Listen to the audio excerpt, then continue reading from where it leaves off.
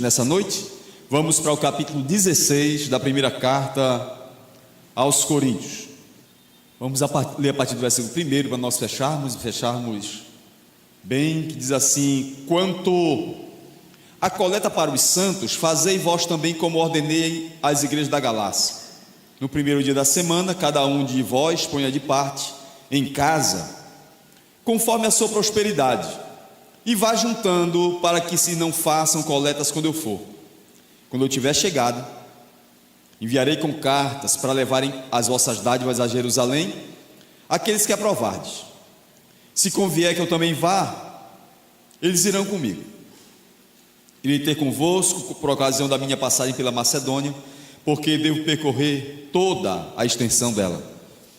E bem pode ser que convosco me demore eu mesmo passo o inverno, para que me encaminheis na viagem que eu tenho aqui fazer. Porque não quero agora ver-vos apenas de passagem, pois espero permanecer convosco algum tempo, se o Senhor permitir. Ficarei, porém, em Éfeso até o Pentecostes, porque uma porta grande e oportuna para o trabalho se me abriu, e há muitos adversários. E se Timóteo for, vede que esteja sem receio entre vós, porque trabalha na obra do Senhor, como também eu. Ninguém pode o despreze, mas encaminhai-o em paz para que venha ter comigo, visto que o espero com os irmãos. Obrigado. Acerca do irmão Apolo, muito lhe tenho recomendado que fosse ter convosco em companhia dos irmãos, mas de modo algum era vontade dele ir agora. Irá, porém, quando se deparar a si boa oportunidade. Sede vigilantes, permanecei firmes na fé, portai-vos varonilmente, fortalecei-vos, todos os vossos atos sejam feitos com amor. Estéfanas, e agora, irmãos, eu vos peço o seguinte: sabeis que a casa de Estéfanas são as primícias da Acaia, e que se consagraram ao serviço dos santos, que também vos sujeiteis a estes tais, como também a todo aquele que é cooperador e obreiro. Alegro-me com a vinda de Estéfanas, de Fortunato, de Acaico, porque estes supriram o que da vossa parte faltava, porque trouxeram refrigério ao meu espírito e ao vosso. Reconhecei, pois, a homens como estes. As igrejas da Ásia vos saúdam. No Senhor muitos vos saúdam, Áquila e Priscila, e bem assim a igreja que está na casa deles. Todos os irmãos os saúdam. Saudai-vos uns aos outros com ósculo santo. A saudação escrevo a eu, Paulo, de próprio punho. Se alguém não ama o Senhor, seja maldito. Que o Senhor venha logo. A graça do Senhor Jesus seja convosco. O meu amor seja com todos vós, em Cristo Jesus. Amém. Esta leitura do último capítulo da primeira carta aos Coríntios. E é emblemático isso porque nós temos 15 capítulos falando acerca da imaturidade e alguns temas de imaturidade. São 15 capítulos trabalhando temas e questões aonde a igreja demonstrava muita infantilidade, muita criancice nas divisões, nos grupelhos, nas preferências de líderes. Tudo isso acontecia em Corinto. Alguns preferiam a liderança de Paulo, outros preferiam a liderança de Pedro, outros preferiam a liderança de Apolo, outros preferiam a liderança de qualquer outra coisa. Outros só aceitavam Cristo, não aceitavam os outros líderes. Então havia muita infantilidade, muita meninice. Havia também imoralidades. Havia relacionamentos tóxicos na igreja. Havia permissividade. É muito comum. A igreja de Corinto é como se fosse o tecido social de cada uma das nossas comunidades. As dificuldades que Corinto tinha acontecem muito também nas igrejas hoje. Havia muita imaturidade com relação ao corpo, o que fazer com o corpo. Havia muita infantilidade com os dons, com o culto. Qual era o melhor dom? O dom que era mais visto, o dom que era mais... aquilo que podia ser mais, demonstrado. As pessoas chamam hoje de ostentado, aquela ostentação com o dom. As pessoas não queriam os dons da misericórdia. As pessoas não queriam o dom do governo. As pessoas não queriam liderar a igreja, mas elas queriam o dom de línguas. As pessoas não queriam o dom da misericórdia, o dom da profecia, não queriam os outros dons que eram mais relacionais, administrativos. E isso estava tumultuando o culto, tumultuando o relacionamento com os irmãos. Paulo vai falar também acerca do casamento. Alguns não estavam dando valor à família, alguns não estavam assim valorizando o marido, valorizando a esposa como deveria. Os relacionamentos eram muito superficiais, eram muito efêmeros, estavam se separando por qualquer coisa, estavam se criando qualquer objeção para poder acabar com a família. Não está muito diferente hoje das igrejas modernas. Tinha muita criancice com relação a comidas sacrificadas aos ídolos, o que poderia comer, o que não poderia comer.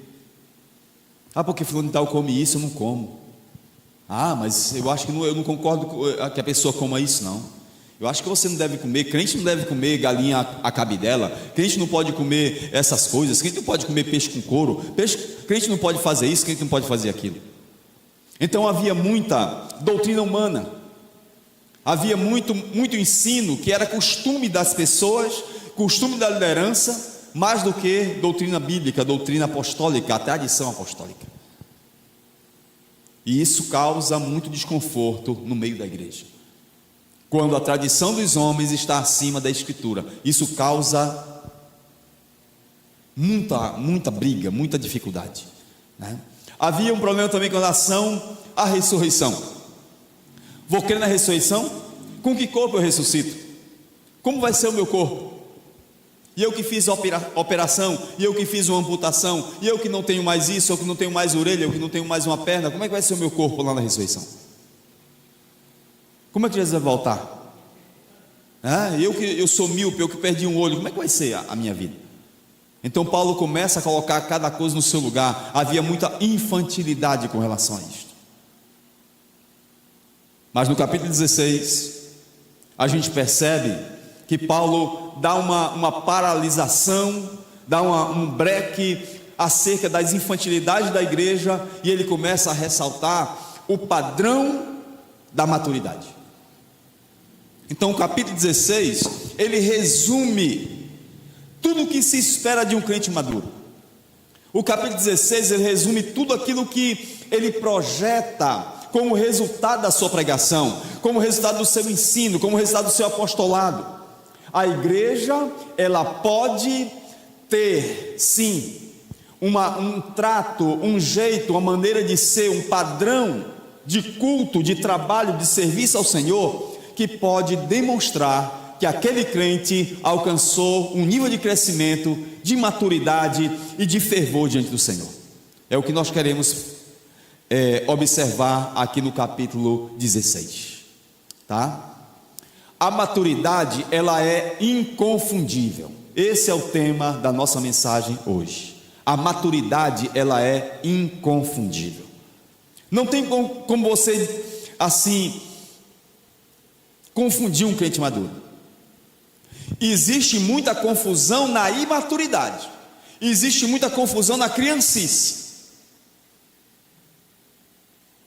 porque muito se espera de crentes que já têm um lastro, já tem muito tempo na igreja. Ora, mas você muitas vezes percebe a confusão. A imaturidade, ela é confusa, porque muitas vezes você vê um crente com vários anos na igreja, mas de repente ele tem uma atitude que não reflete isso. Ele tem um bocado de tempo de fé, mas ele de repente dá uma pichotada, dá um troço na cabeça dele, que ele tem uma palavra, um rompante, um jeito, um trato, uma coisa que diz: peraí, mas fulano de tal era tão, fulano de tal está tanto dentro da igreja, como é que ele fez isso? Como é que ele pensou isto? Como é que ele procedeu assim? Como é que ele disse isso? Porque a imaturidade, ela confunde, mas a maturidade, ela é inconfundível. Segura. O primeiro traço da grande maturidade é a generosidade da adoração. A generosidade da adoração. Um crente maduro, ele se torna generoso. Ele se torna ofertante, doador. E o fato dele ofertar, o fato dele ajudar financeiramente, mostra o conceito de adoração que ele tem, mostra quem é o seu Senhor. Já não é Paulo, já não é Pedro, já não é Apolo, já não é quem seja. Ele faz isso para a obra do Senhor e não importa o nível de necessidade, ele está propenso, inclinado a ajudar no que for necessário. Amém? Paulo está aqui preocupado quanto à coleta para os santos, e ele exorta a igreja de Corinto a já ir fazendo uma coleta, já ir fazendo um reforço, para que quando ele chegar, não precise ser feito, não precisa apertar os irmãos, vá logo fazendo, vá logo recolhendo, para que isso não seja um aperto na hora, e cada um faça conforme a sua prosperidade, cada um faça conforme a sua limitação. Você não vai se aperrear, você não é para você se aperrear, não é para você ficar afobado, não. Isso faça de acordo com a sua prosperidade. Como é que eu posso entender que a minha prosperidade pode ser uma bênção na obra do Senhor? Abra a sua Bíblia em Efésios capítulo 4, versículo 28.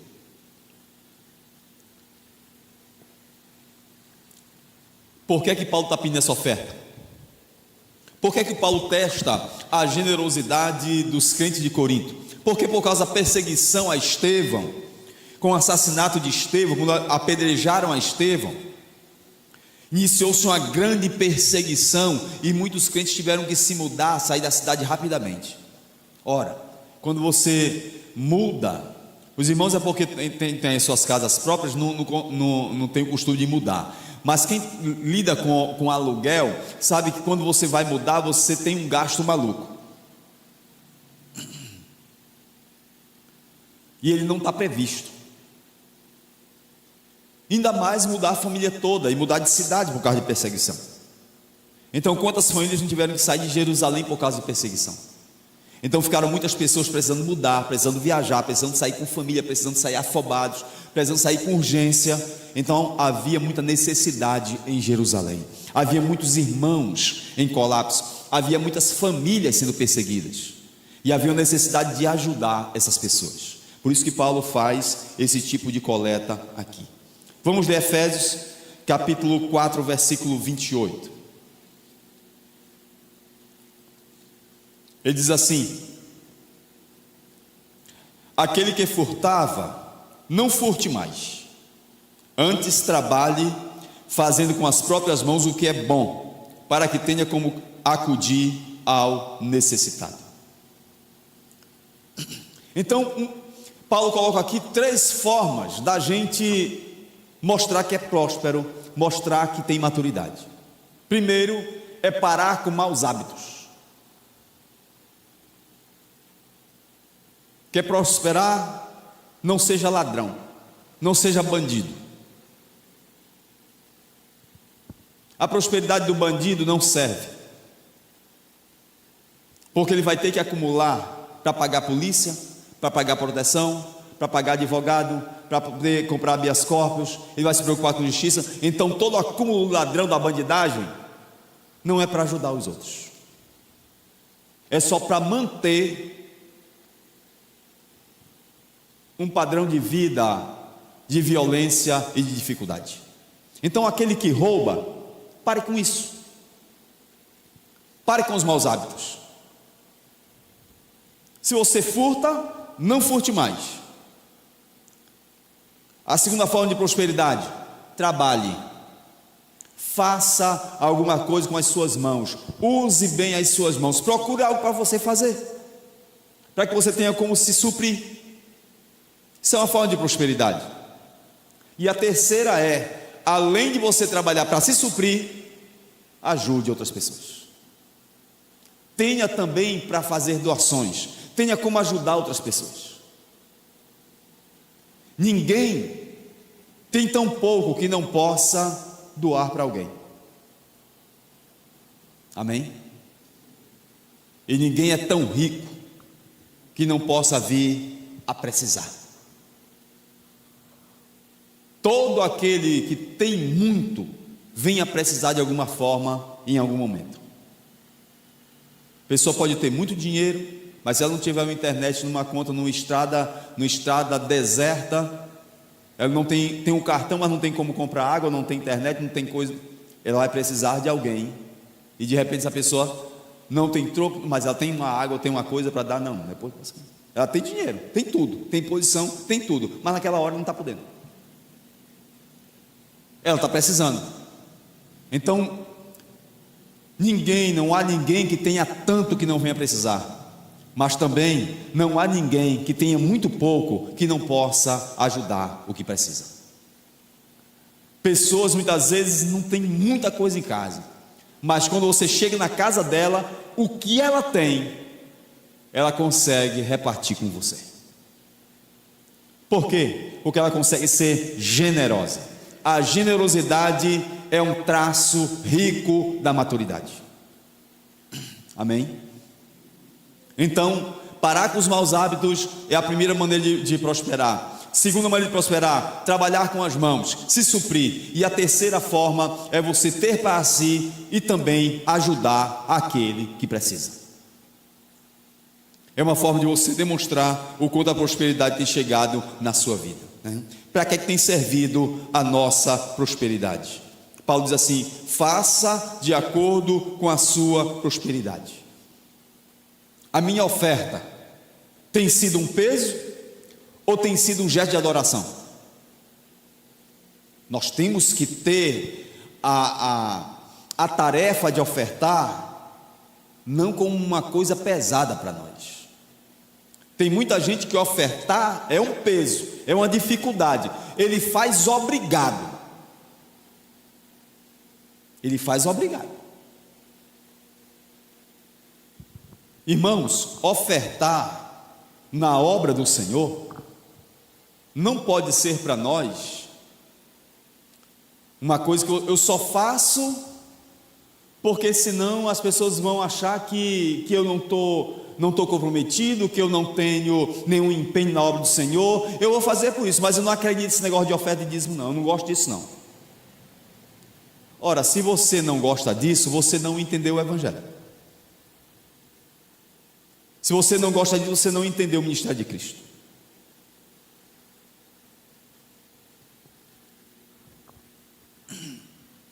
A Bíblia diz que Jesus é sacerdote segundo a ordem de Melquisedeque. Melquisedeque é um tipo de Cristo. Quem era Melquisedeque? Melquisedeque foi um sacerdote que Abraão encontrou quando estava voltando de uma batalha que o Senhor deu uma vitória para ele, com 300 homens criados na casa dele. Ele foi libertar Ló. Ao libertar Ló, o despojo, o resultado da batalha que ele vinha trazendo como riqueza, como parte dele da batalha, ele encontrou com Melquisedeque, adorando ao Senhor, e ele deu a Melquisedeque o dízimo de todo o despojo que ele tinha. Isso não era lei. As pessoas dizem: não, eu não vou ofertar porque a oferta é da lei, o dízimo é da lei. Quando Abraão deu o dízimo a Melquisedeque, não tinha lei, não tinha Moisés, não tinha nada. Dízimo não é cor de lei. Dízimo não é coisa de judeu, oferta não é coisa de religioso. Abraão adorou ao Senhor pela vitória que o Senhor havia lhe dado. Era um gesto de adoração, de louvor ao Senhor pela dádiva da proteção, do cuidado, da vitória. Um reconhecimento da bondade de Deus, da presença de Deus, conduzindo a sua história. É para isso que nós ofertamos. É um sinal de generosidade, de gratidão ao Senhor. É um sinal de adoração. Ele diz: tu és sacerdote para sempre. Quando é que a obra do Senhor acaba e quando é que o sacerdócio dele finda? Se ele é sacerdote da ordem de Melquisedeque, rei de Salém, rei de paz, quando acaba o ministério de Jesus? A oferta e o dízimo não acabarão enquanto houver obra do Senhor para fazer. João capítulo 4, eu acho que é no versículo 34, ele mandou os discípulos no caminho de Samaria comprar pão. E os discípulos saem para comprar pão. Quando os discípulos voltam, vêm de uma outra cidade, vêm de um outro povoado, encontram ele conversando com a mulher samaritana na beira do poço. Eles disseram assim: mestre, come. Ele disse: uma comida eu tenho para comer, que é fazer a vontade do meu Pai, terminar essa obra. Jesus era alimentado, o que movia ele, o que incentivava ele, o que motivava o caminhar com o Senhor, era fazer a obra de Deus.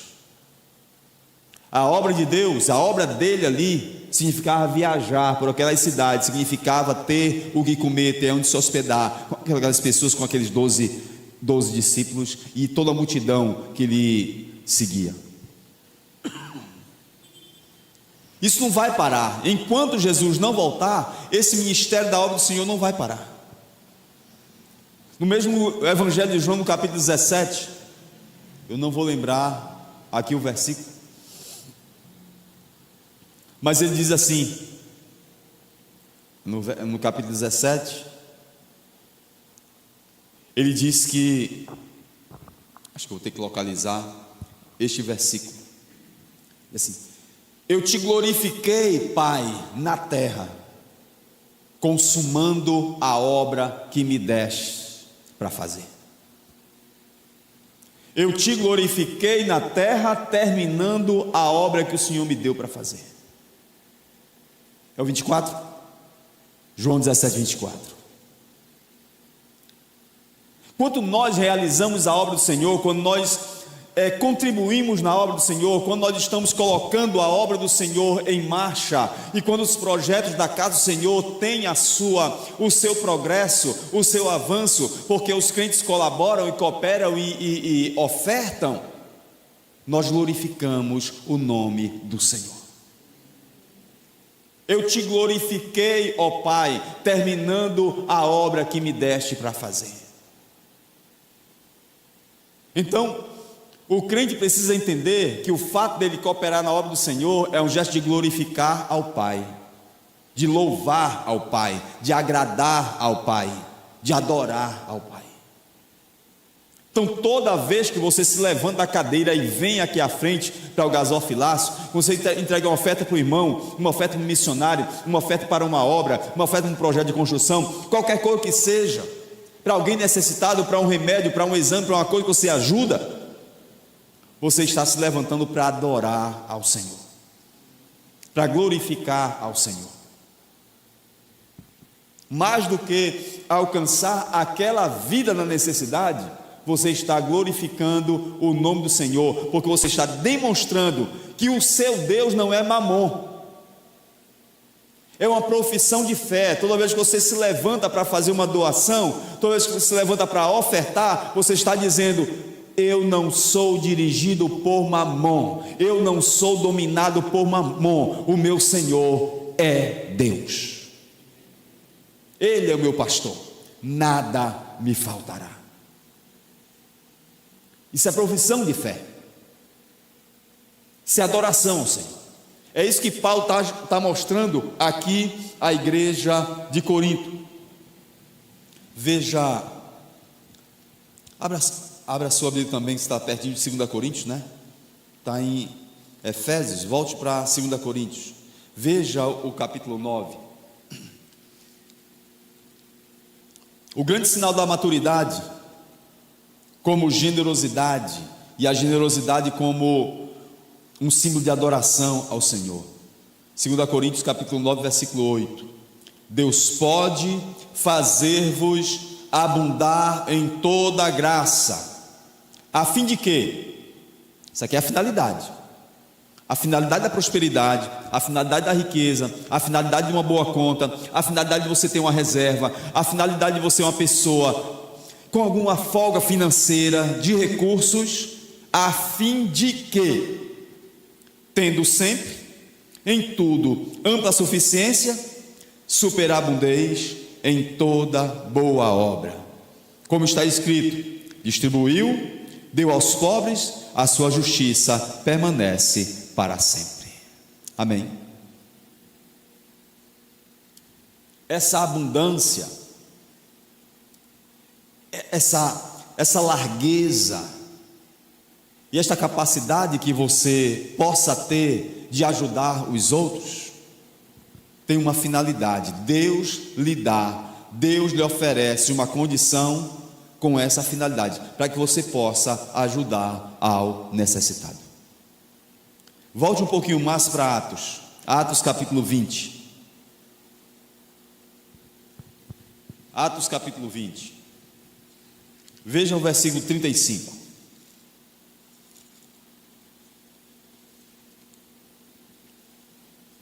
Atos capítulo 20, o versículo 35, ele diz assim: tenho-vos mostrado em tudo que, trabalhando assim, é mister, isto é necessário, é dever, socorrer os necessitados e recordar as palavras do próprio Senhor Jesus. Mas bem-aventurado é dar do que receber. Amém?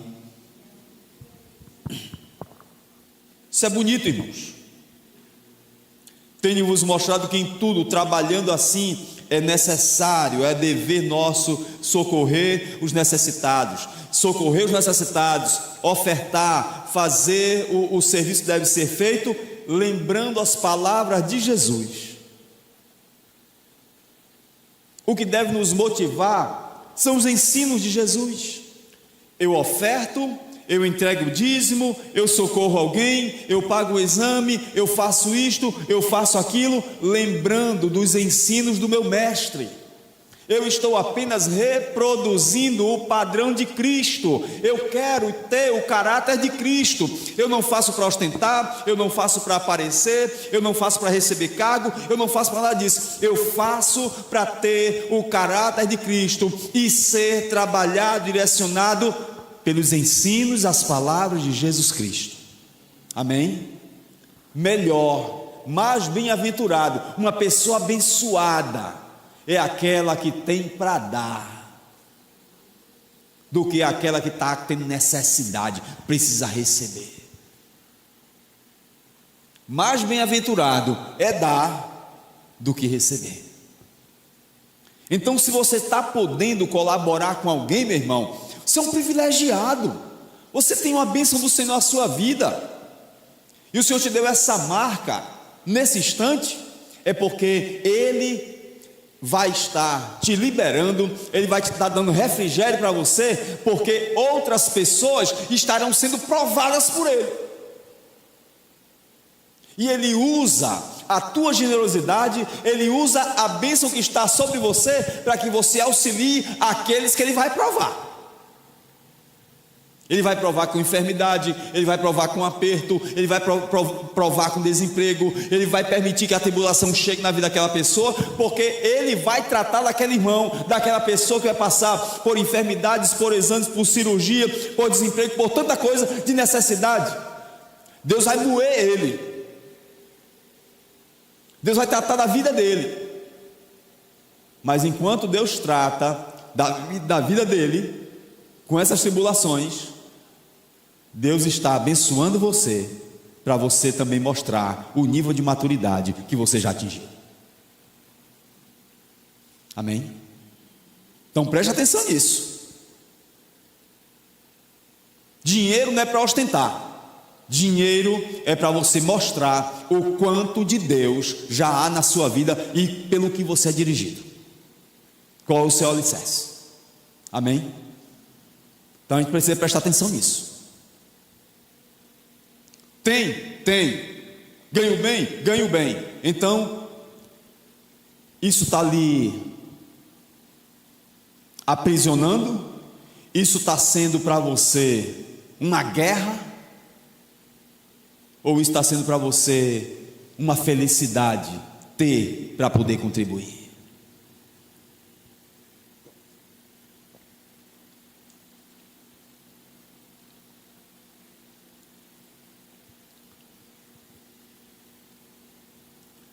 Qualquer peça de roupa nossa, uma segunda peça de roupa nossa é ilegal, é um pecado, quando o irmão está com frio, está sem nenhum.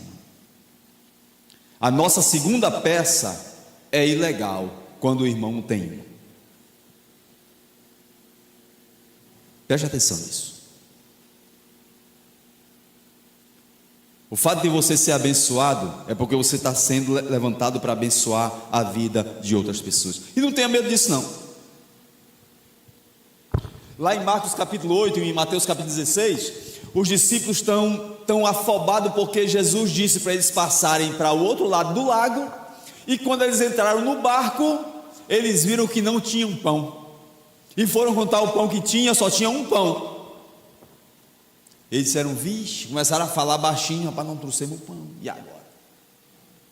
Jesus disse para nós viajar, e agora se ele disser que está com fome, nós não temos o que dar para ele. Não tem pão, está escrito lá em Marcos capítulo 8 e Mateus 16.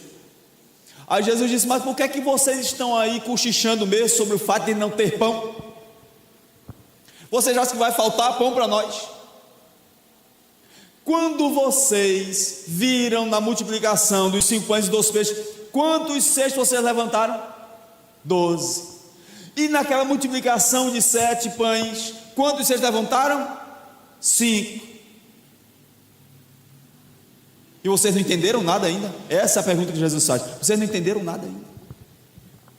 Não sobrou para vocês? Sempre sobrará para aquele que reparte. Sempre sobrará para aquele que reparte. Aquele que reparte para com os necessitados não ficará sem. É isso que Jesus está ensinando. Vocês não entenderam nada ainda, vocês não aprenderam nada ainda. Essa é a pergunta que Jesus faz para eles. Guardem-se do fermento dos fariseus e do fermento de Herodes também, porque do palácio não vem nada para cá. Do governo, ele não dá nada, ele só tira. O governo só quer saber de imposto, Herodes só quer saber de imposto. E quanto mais oprimir ele puder oprimir, ele oprime e arranca de nós. Então guardem-se do fermento de Herodes, e não fabriquem igreja, e não fabriquem a liderança do meu povo. Não sejam discípulos que aprendam a puxar, tirar dos crentes. Porque tem igreja assim. Isso é o modelo de Herodes. Só sabe puxar, só sabe pedir e não retorna nada. Mas guardem-se também do fermento dos fariseus. Eles fazem só para aparecer, para ostentar, que são bonzinhos, que são legais, cumpridores de lei. Não, minhas obrigações eu faço, eu sou irrepreensível, não, eu sou um crente legal, não, eu faço tudo, eu faço a obra de Deus, eu faço tudo direitinho. Guardem-se desse fermento dos fariseus e guardem-se também do fermento de Herodes. Esse modelo não serve para nós, amém? Então, sinal de maturidade é a generosidade na doação como adoração ao Senhor. Como adoração ao Senhor. Vou fazer não porque estão me pedindo, vou fazer não porque sou obrigado, não fazer não porque isso é um peso, eu vou fazer porque o Senhor, Ele é o Deus da minha vida, e aquele que reparte não fica sem levantar alguns cestos que vão sobejar, que vão lucrar, que vão passar da conta, porque a abundância do Senhor vai chegar nas nossas vidas. Amém? Outras pessoas que recebem a sua generosidade hoje, amanhã vão também ter como ajudar outras pessoas, porque o seu exemplo vai servir para o crescimento dele. Hoje ele foi ajudado, no outro dia, quando ele tiver, ele também vai poder ajudar outras pessoas necessitadas. Amém? E é assim que nós geramos a maturidade nas nossas vidas. Vamos correr aqui, senão não dá tempo. A segunda coisa é a generosidade do trato. Vimos a generosidade da contribuição para os crentes os crentes de Jerusalém. Ele já havia pedido para a Galácia, né? Agora está chegando aqui na Macedônia, a Caia, que é o sul da Grécia. E ele estava dizendo assim: irmãos, olhe, eu vou para a Macedônia, a viagem vai ser longa, vai ter tempo de chuva, um inverno, vai ter neve, eu vou precisar de viagem, eu preciso estar em comunhão com vocês. Surgiu uma grande oportunidade, eu vou passar por Éfeso ainda, uma grande porta se abriu lá, uma grande oportunidade se abriu lá, e tem muitos adversários. Eu não sei o quanto eu vou precisar, então me ajudem nisso. Olha, Timóteo vai vir para ajudar nessa viagem, mas vejam como é que você vai tratar Timóteo, porque Timóteo é muito jovem, e ele vai vir para essa viagem missionária. Ele é tímido, ele é assim meio acanhado, mas é um menino bom. Não despreze a juventude dele, não despreze o fato dele ser jovem. É um obreiro em potencial, é um pastor em potencial, ele tem muito futuro, mas só que ele é assim meio encabulado. Mas trate ele bem. Vejam como vocês vão tratar Timóteo, para que ele não fique esmurecido, desmotivado. Não é isso que ele diz aqui? Capítulo 16,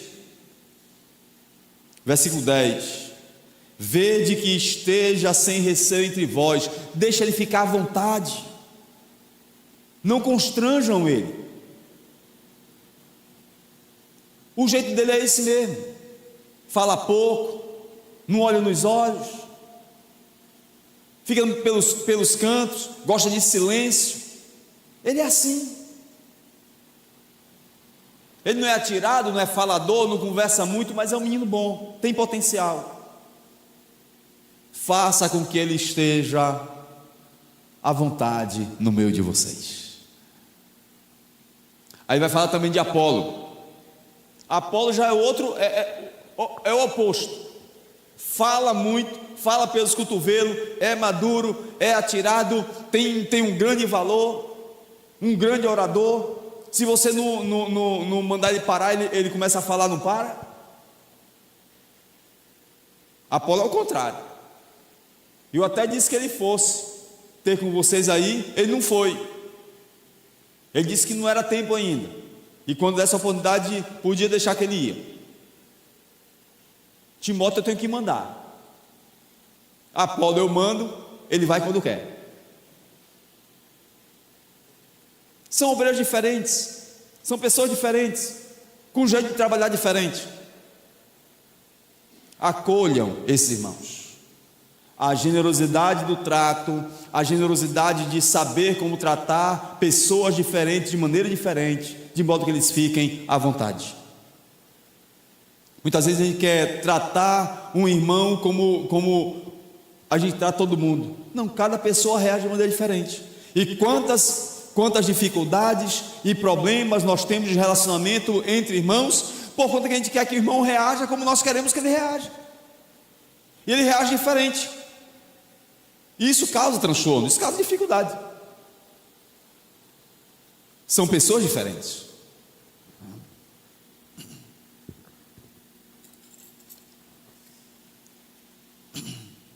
São pessoas diferentes. Quando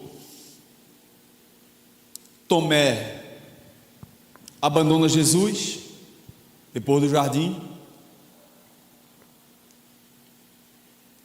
e tem a notícia do seu mestre crucificado, sepultado, Tomé não tem mais ele não se congrega de maneira frequente, ele fica sem congregar direito, e pede a oportunidade de ver Jesus ressurreto na primeira vez. Ele só vai ver Jesus uma semana depois. Muitas pessoas, quando têm uma dificuldade na igreja, param de congregar.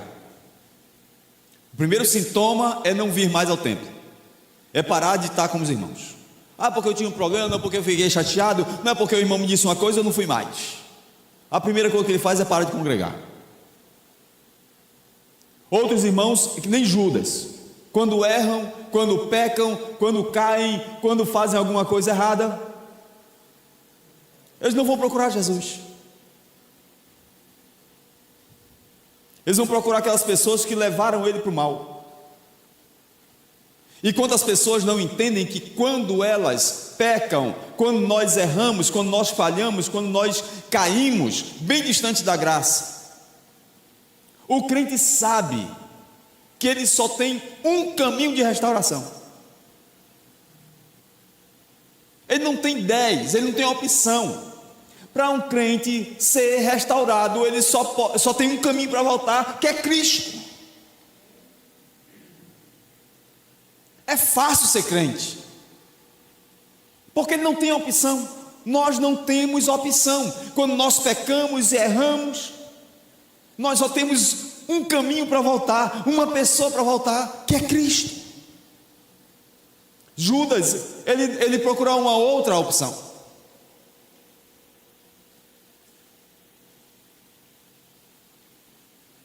Pedro foi pescar com os discípulos, juntou-se aos fracassados que nem ele, aos que erraram tanto quanto ele, e que abandonaram Jesus tanto quanto ele. Não parou de congregar.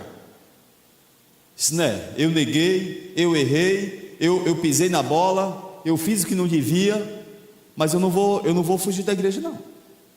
Eu não vou deixar de me reunir com os irmãos, não. Eu sei o que é o amor de Deus.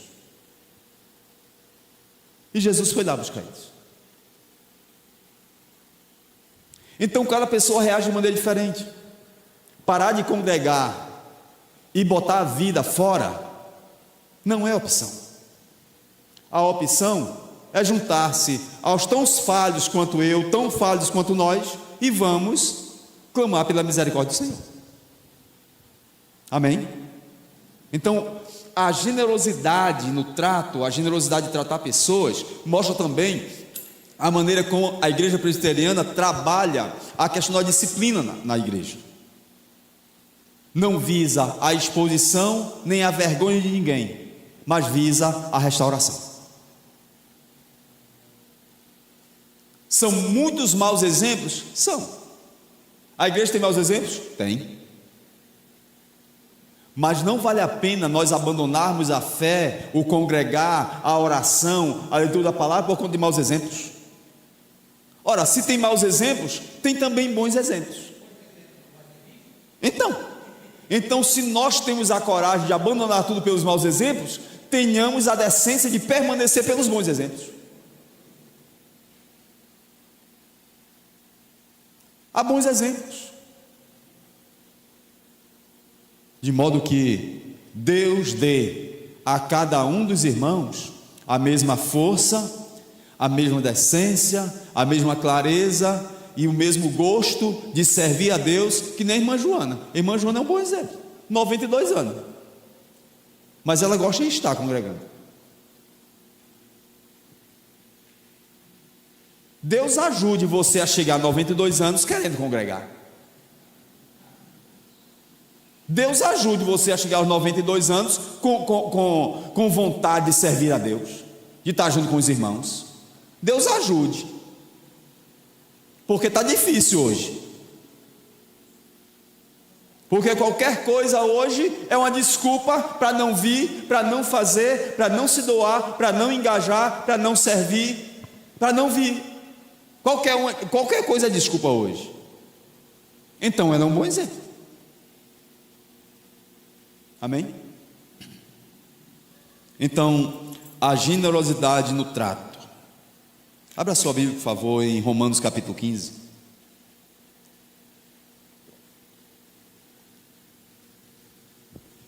Romanos capítulo 15. A recomendação que Paulo faz à igreja de Roma. Veja o versículo 1 e o versículo 2. Ele diz assim: ora, nós que somos fortes devemos suportar as debilidades dos fracos. Isso aqui é trato. Ele chama também a igreja de Roma a ser generosa no trato.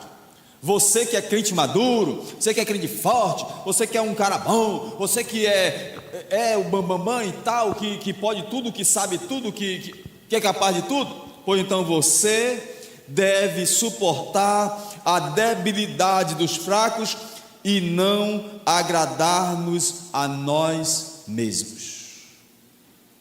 Não procure, em primeiro lugar, aquilo que lhe promove uma vantagem para você. Não.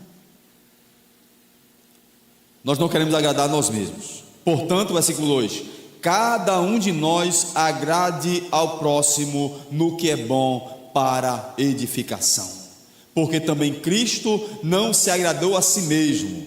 Antes, como está escrito, as injúrias dos que te ultrajavam caíram sobre mim. Ele suportou tudo por causa da nossa vida, da nossa salvação, da nossa justificação. Portanto, cada um de nós agrade ao próximo no que é bom para edificação. Amém? Cristo é o modelo e nós precisamos caminhar nessa direção. A generosidade no trato. A terceira característica de generosidade, Carlos já trabalhou aqui na quarta-feira passada, que foi a questão da vigilância, de ser firme no amor, de permanecer forte e motivado em estar engajado na obra do Senhor. Sejam vigilantes, permanecei firmes na fé, portando-os varonilmente, fortalecei-vos, todos os vossos atos sejam feitos com amor. Então, uma terceira característica é a generosidade na vigilância. Sejam generosos na vigilância. Se fortaleça.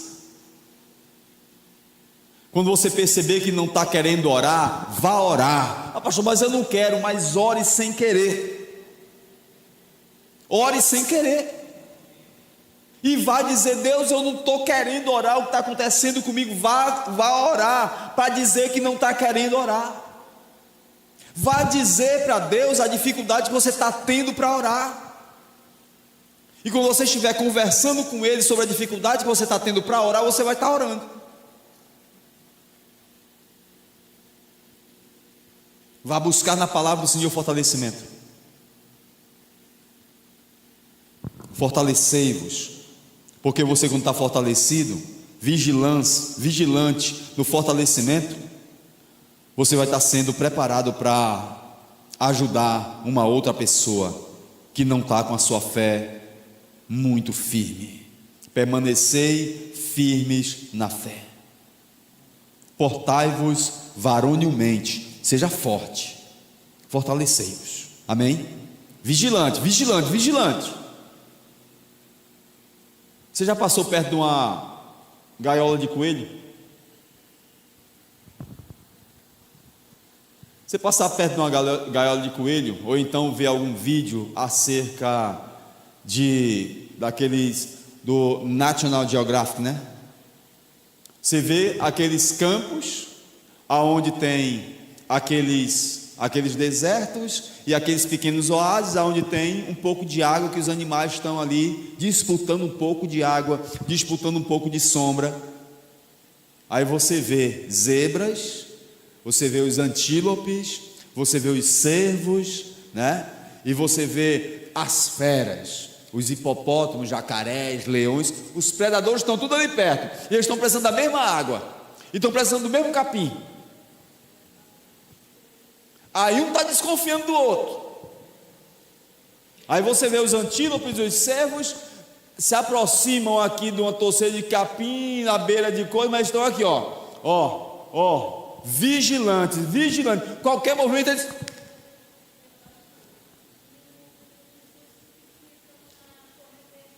Justamente, tudo assim, vigilância. Por quê? Porque o diabo, o vosso adversário, anda em derredor, rugindo, bramando como um leão, procurando a quem tragar. Vigilância. Orar, ler a palavra, congregar, estar atento, se fortalecer, para poder fortalecer outras pessoas. Foi o que Jesus disse para Pedro: Pedro, Satanás quis te pegar e eu roguei por ti, para que a tua fé não desfalecesse. Agora, quando te converteres, estiver com a tua fé forte, fortalece teus irmãos.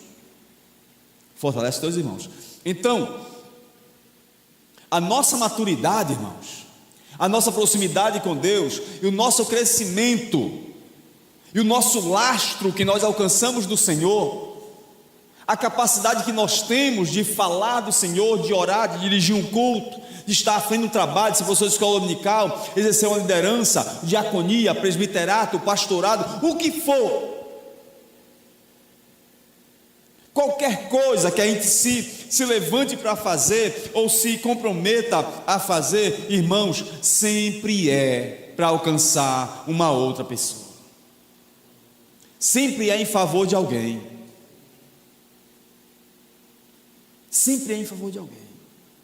A finalidade é que Deus vai precisar desse ministério seu para alcançar uma outra pessoa.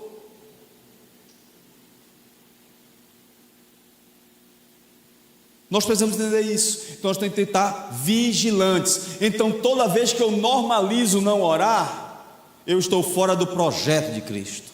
Toda vez que eu normalizo enfraquecer, o não congregar, aí quando você normaliza não fazer algo para Deus, você está jogando fora todo um projeto do Espírito Santo na vida da igreja. Não normalize, não pode normalizar. Seja vigilante, portai-vos varonilmente, fortalecei-vos, mantenham firmeza de fé.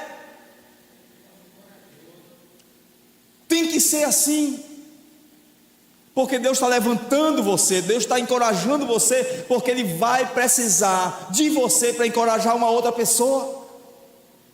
Mas se eu não ficar firme, não tiver vigilância nesse fortalecimento, nessa vigilância, nessa firmeza de fé, vai ser eu fraco, o outro vai estar fraco, e o outro vai estar fraco, e o outro não congrega, e o outro não vem, e o outro não oferta, e o outro não dizima, e o outro não canta, o outro não toca, o outro não faz nada, de repente está todo mundo no chão.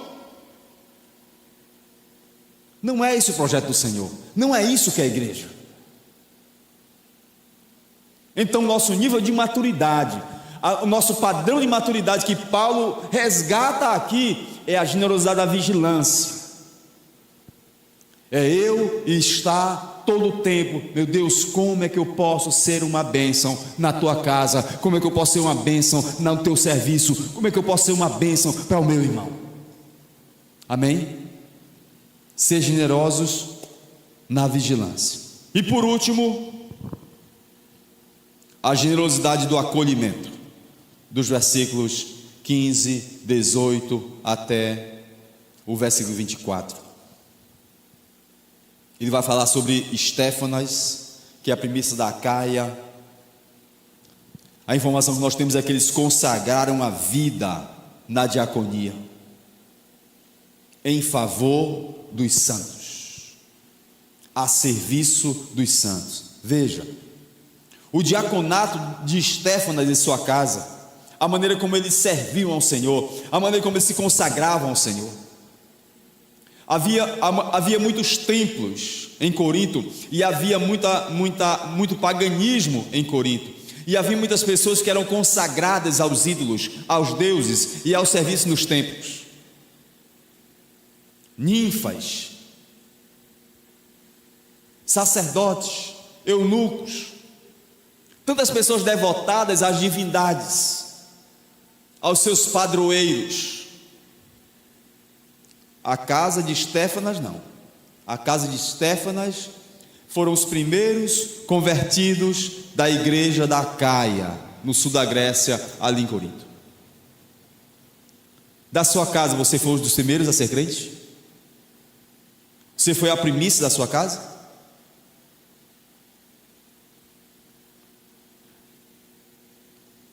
A casa de Estéfanas foi os primeiros crentes ali, e agora eles se consagraram a servir aos santos. Veja as informações.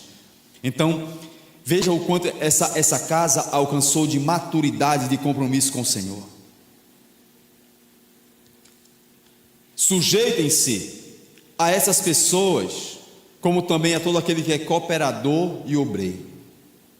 Quem coopera na obra do Senhor, quem trabalha na obra do Senhor, precisa ser considerado, precisa ser respeitado.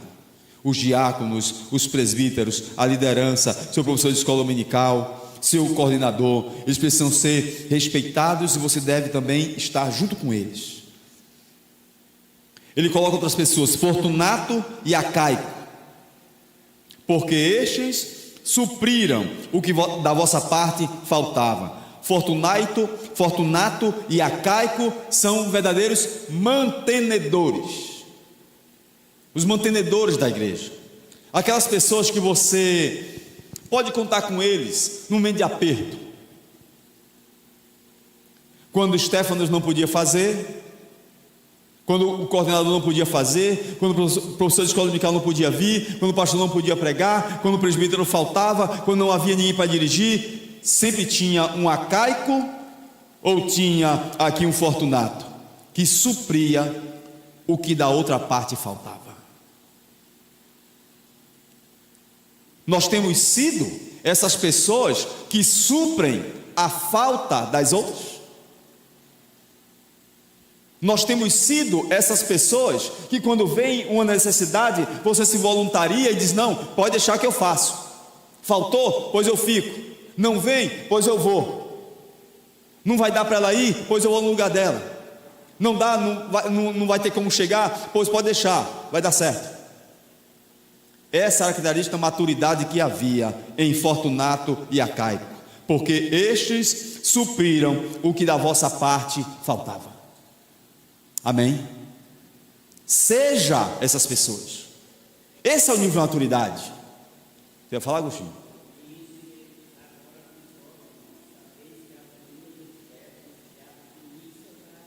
Aham.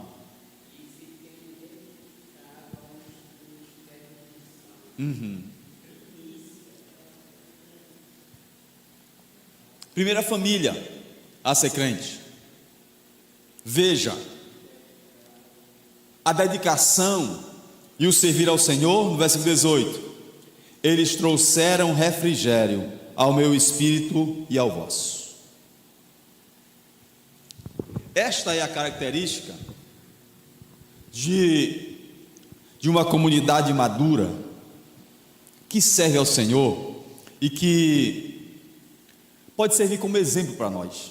Irmãos, essas pessoas, elas trouxeram refrigério.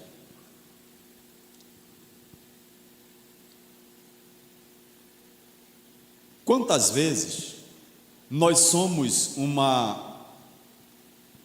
uma antena de problemas na igreja. Quantas vezes a nossa maneira de ser, a nossa maneira de falar, a nossa maneira de tratar, a nossa maneira de servir ao Senhor tem sido mais uma fonte de problemas do que uma fonte de refrigério. Essas pessoas aqui, a sua maturidade era conhecida porque eles traziam refrigério. A presença deles era refrigério. Chegou o irmão Zezinho, ixi, rapaz, lá vem problema. Lá vem a irmã Raimundinha, ei, rapaz, essa irmã, rapaz, ixi, lá ia começar a reclamação dela, a murmuração dela. Quer dizer, a sua presença, o fato de você estar chegando, o que é que gera na vida do irmão? O fato de Paulo ter esses dois homens aqui na comitiva, eles não apenas eram mantenedores na obra, eles não apenas supriram a falta dos outros, mas a presença deles trazia refrigério. Rapaz, chegou fulano de tal. Se fulano de tal está aqui, então vai dar certo. Não, se aquela irmã veio, então nós vamos ter uma pessoa que cante. Não, o irmão Jefferson chegou. Opa, então nós vamos ter aqui o teclado bem tocado, nós vamos ter uma guitarra aqui. O irmão Jefferson está aqui, então nós vamos ter um louvor bom. Nós temos que ser assim, irmãos. Tem notícia que você está na obra? Então é a notícia que causa refrigério. Amém? Esse é o padrão de maturidade do capítulo 16 de 1 Coríntios. A generosidade do servir ao Senhor. A generosidade do acolhimento desses irmãos. Acolher bem essas pessoas para que elas possam servir a Deus desse nível de maturidade glorioso para a obra do Senhor. Amém? Que Deus em Cristo, assim como abençoou a igreja de Corinto, que passou 15 capítulos, Paulo trabalhando as suas imaturidades, as suas infantilidades e as suas criancices, agora no capítulo 16, ele enumera o padrão de pessoas maduras e de crentes capazes de serem úteis na obra do Senhor, no fortalecimento da vida de outras pessoas. Que isso possa acontecer conosco, irmãos, em nome de Jesus. E que essas 4 características do capítulo 16, que invadiu a vida dessas pessoas, pelo poder do Espírito Santo, possa também acontecer nas nossas vidas, nos nossos passos, no nosso ministério. Amém?